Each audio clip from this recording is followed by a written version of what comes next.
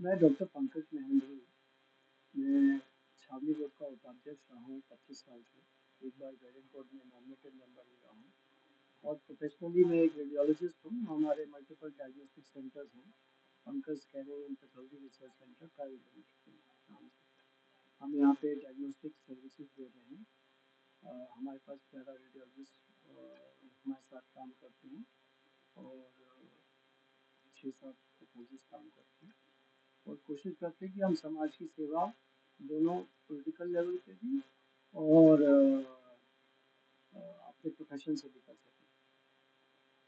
Doctor, छावनी क्षेत्र के अंदर 8 वार्डों में सौंदर्यीकरण को लेकर के आप क्या कहेंगे?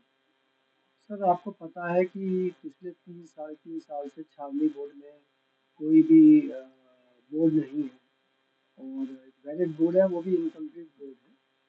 और उसकी वजह से कहते हैं क्या था कि बीच में एक भ्रम चल रहा था कि ये छावनियाँ कैंट बोर्ड के बाहर जाएंगी या नहीं जाएंगी। तो उस भ्रम में अभी आगरा का तो कहीं नाम नहीं है, तो उस भ्रम में कहीं 1-2 साल कोई भी कार्य नहीं हुआ। अब कुछ पैसा आया है, कुछ काम शुरू हुए हैं, लेकिन हमारा अधिकारियों से यही कहना है कि गरीब जनता और क्षेत्र के लोगों के कार्यों में ज़्यादा रुचि लें, जैसे कि खरंजा, पानी, बिजली और सौंदर्यीकरण में, क्योंकि बिना इसके कहते हैं कार्य करना, मतलब जनता जो यहाँ की है 50,000 मूल जनता है, इसमें ज़्यादातर 80% लोग गरीब तबके के हैं, बाकी लोअर। अच्छा किया जा रहा है इस वन सेंस में कि वहाँ पे सफाई हो रही है, लेकिन मैं ये भी नहीं चाहूँगा कि वो वेल्डिंग जोन कमर्शलाइज हो सके, क्योंकि वहाँ पहले भी बहुत लोग कहते हैं वहाँ पे अपनी रोजी रोटी करते थे और वहाँ के क्षेत्र के लोगों को हो क्या रहा है कि बाहर के लोग छावनी में आके यहाँ पे कब्जे कर रहे हैं और कोशिश कर रहे हैं कि यहाँ पे अपना फायदा उठा सके, क्योंकि हमारे छावनी में कुछ कर्मचारी भ्रष्टाचार की चरम सीमा पे पहुंचे हुए हैं और उसकी वजह से कि यहाँ पे गलत कार्य भी हो रहे हैं और उनका खुलासा बहुत जल्दी किया जाए। अच्छा, और डॉक्टर एक और है कि अभी रसगुल्ला हाउस को लेकर के यहाँ पहले तो ऑफिस हुआ करता था। इस प्रॉपर्टी पे आज रसगुल्ला हाउस बन चुका है, तो इसमें क्या कहना चाहिए कि किस तरीके से इलीगल बना हुआ है? सर, ये जो पूरी प्रॉपर्टी है 49, ये पूरी ही प्रॉपर्टी ये मिस्टर ए जॉन के नाम से थी और ए जॉन के सारे वारिस आज नहीं रहे हैं, तो ये सब जमीन सरकार की हो जाती है। लेकिन ये सरकी जमीन पे गैर कानूनी तरीके से पूरी मार्केट बना ली गई है और इसको धीरे धीरे बेचा जा रहा है, जो कि इसके लिए अधिकारियों को देखना चाहिए, डीओ ऑफिस को देखना चाहिए, अपनी कार्रवाई करनी चाहिए पीपी एक्ट की।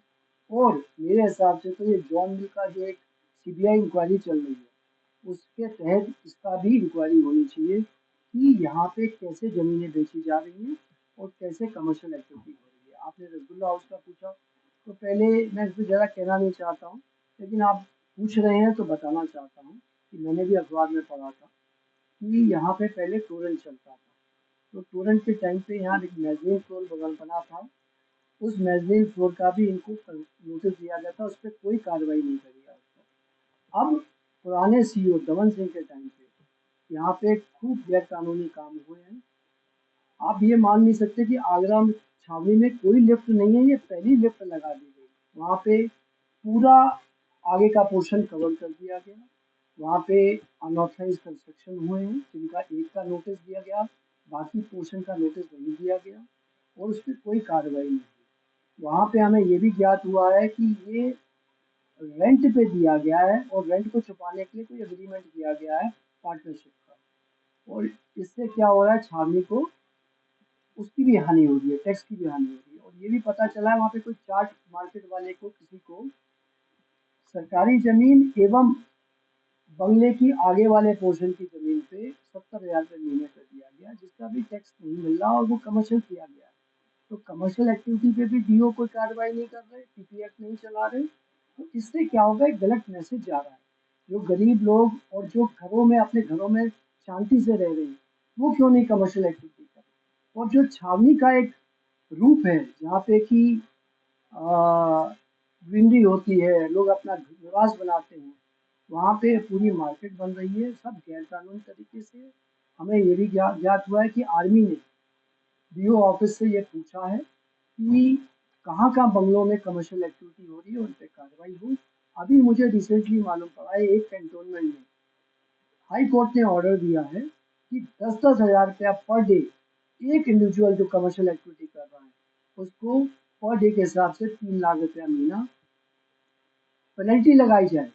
पेनल्टी अपनी जगह अलग है और कार्रवाई करके सील करके उनको बंद किया जाए, क्योंकि फिर ये मार्केट बनाने का क्या फायदा, लोग मार्केट में क्यों जाएंगे अगर उनको कोठियों में ही गैर कानूनी कार्य करने का मौका मिलेगा। देखिए, नौलखा में जो वेल्डिंग जोन है उसके सूत्रों के माध्यम से ये पता चला है कि वहाँ की जो बंसल बिल्डिंग है उसके सामने छावनी परिषद द्वारा इंटरलॉकिंग ईंटा बना लगा करके वहाँ पे उसको बिल्कुल साफ सुथरा कर दिया गया है। लेकिन वहाँ पर कुछ वेल्डिंग जोन के तहत जो स्टॉल का आवंटन होना है नंबर वाइज, वहाँ पर लेकर के कुछ ऐसा ऐसा प्रतीत हुआ है कि वो जगह इंडिविजुअली पर्सनल यूज के लिए म्युनिसिपल बिल्डिंग वालों ने बनवाई है। क्या इसका कुछ कहना चाहिए? सर मैंने भी ये सुना था, लेकिन ऐसा उम्मीद करते हैं नहीं करेंगे, अधिकारी बहुत अच्छे हैं। मेरी सीओ साहब से भी बात की, वो सरकारी ज़मीन है तो सरकारी ज़मीन रहेगी। लेकिन आपको बता रहा हूँ इस वक़्त पैसों वालों वालों का बोलबाला चल रहा है और इस छावनी बोर्ड में कुछ भी आप कराना चाहें करा सकते हैं। मतलब एक हद हुई है, अभी-अभी सदर बाज़ार में एक प्रॉपर्टी है जिसका नंबर है 233-277 4, जो कि ओल्ड ग्रांट प्रॉपर्टी है, जिसके वारिस मर गए, उसकी रजिस्ट्री करा दी गई है। वो सब डिवीज़न है जहाँ पर रजिस्ट्री भी नहीं हो सकती, नक्शा भी नहीं हो सकता। उस बिल्डिंग को तोड़ दिया गया और उसमें कंस्ट्रक्शन करने की तैयारी करनी शुरू कर दी है। और ये रजिस्ट्री की भी कॉपी निकल गई है, ओल्ड ग्रांट है। मेरे हिसाब से तो ये जितने लोगों ने इसकी रजिस्ट्री करी है उनके अगेंस्ट पुलिस कार्रवाई होनी चाहिए, उनके अगेंस्ट सरकार को अपनी कार्रवाई करनी चाहिए और इस रजिस्ट्री को इमीडिएटली निरस्त करना चाहिए, क्योंकि ये ज़मीनें ओल्ड ग्रांट की हैं, मलबा सरकार का है। डॉक्टर ये जो प्रतापपुरे पेट्रोल पंप चौराहे पर जहाँ गांधी जी की मूर्ति लगी है, गांधी चौराहे के नाम से जाना जाता है आगरा में, यहाँ पर आर माना एक मैरिज होम बना हुआ है। वो किस तरीके से यहाँ बन गया, कैसे बना, थोड़ा बताइए। सर इसके बारे में तो मैं ये बताना चाहता हूँ, ये ज़मीन जो थी इसमें से 1 एकड़ ज़मीन जो है, 1 एकड़ पर कुछ जिसे ये ज़मीन आरक लगती थी, ये उस घोड़ों के लिए थी, अस्तबल के लिए। तो एक तो उसका जो कार्य है वो भी अस्तबल के लिए था। ये पुराने ज़माने में आगरा क्लब से एक प्रेसिडेंट टेंडर ने जो उस वक़्त आगरा क्लब के प्रेसिडेंट थे, उन्होंने एक्चुअली वहाँ के सेक्रेटरी से दबाव में ज़मीन को कैंट बोर्ड को ट्रांसफ़र करवा दिया। वो उनकी पावर में नहीं था, वो उनकी एजीएम में पास होना चाहिए था। वो एजीएम में पास नहीं हुआ, तो वो गैर कानूनी तरीके से कैंट बोर्ड को थमा दिया गया। अब कैंट बोर्ड ने पहले भी अधिकारियों ने उसका उसका उस पे लालच दिखाते हुए उस पे मॉल बनाने की कोशिश करी, जिसको कि प्रिंसिपल डायरेक्टर ने कैंसिल कर दिया। फिर पिछले किसी कुछ अधिकारियों ने और कर्मचारियों ने मिलकर वहाँ पे मोटर मैकेनिक्स बैठते थे, 1 एकड़ ज़मीन पे उसको खाली करा के उसको ऑक्शन कर दिया। और ये आगरा क्लब की ज़मीन भी उसमें, जिसकी कहते हैं लीज रेंट ही खाली 40 लाख रुपए महीने का है, और दूसरी वाली जो ज़मीन है उसका भी 40 लाख। तो 80 लाख रुपया लीज रेंट तो हमें खाली ज़मीन का किसी से भी मिल सकता है, बिना कुछ करे, पार्किंग करके भी मिल सकता है। और वो मात्र 20 लाख रुपए में किसी वेस्टेड इंटरेस्ट में किसी को दे दिया गया, जिसमें सुना है कि काफ़ी भ्रष्टाचार की बू आती है। सर आपको ये भी पता होगा कि हमारे नगर निगम में और देश में एक नियम है कि कोई भी एक्सप्रेस हाईवे या हाईवे होता है, उस पे 100 मीटर 200 मीटर तक कोई भी शादी घर वो नहीं बनाया जाता। यहाँ पे ये सब चीज़ें अलग रखते हुए, मतलब इस पे एक शादी घर बनाया गया है, जो कि उसमें 3 कमरे भी इलीगल बनाए गए हैं, बाथरूम भी ज़मीन पे आगरा क्लब की ज़मीन पे इलीगल बनाए गए हैं, और उस पे कोई कार्रवाई नहीं हो रही, और इस कॉन्ट्रैक्ट को निरस्त करना चाहिए, क्योंकि इस पे बहुत गलत काम है।